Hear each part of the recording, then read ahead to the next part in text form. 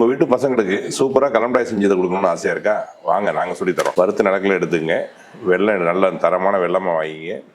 வெள்ளத்தை நல்லா உடைச்சிட்டு டம்ளர் 3 கிளாஸ் தண்ணி, 1/2 கிலோ வெள்ளத்தை உடைச்சல போட்டு நல்லா கொதிக்க வைங்க.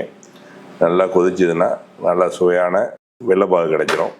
இதை அடுப்பாக பண்ணிட்டு எடுத்து மூடி வச்சுருங்க. ஒரு 12 மணி நேரம் ஆகட்டும். பாகு நல்லா ஆறி தேன் மாதிரி இருக்கும். இதில் தேவையற்ற அசடு கீழே இருக்கலாம். அதனால் நம்ம ஃபில்ட்ரு பண்ணி எடுத்துருவோம். சுத்தம் பண்ணி எடுத்த பாவை தேவையான அளவு பாவை ஊற்றி நல்லா பழைய எப்படி கொதிக்க வச்சோம்னா குறிப்பிட்ட நேரத்தில் நல்லா தெளிவாக நொதிச்சுக்கிட்டு ஒரு பதம் வரும். இந்த மாதிரி பதம் வந்தோடனே நிலக்கலரை போட்டு கிண்டுவோம். கிண்டோம்னா தேவையான கலம்டாய்க்குள்ளே பக்குவமாக எடுத்து ஒரு உருண்டையாக உருட்டலாம். இது மாதிரி கேக்காகவும் செய்யலாம். நம்ம இப்போ கேக் தான் செய்கிறோம். அந்த பதம் இருக்க போய் வெட்டி வச்சிட்டோம்னா பிள்ளைங்களுக்கு தேவையான கலம்டாய் தயார். வேணுங்கிறப்ப டெய்லி சாயந்தரம் சாப்பிட்டுக்கலாம்.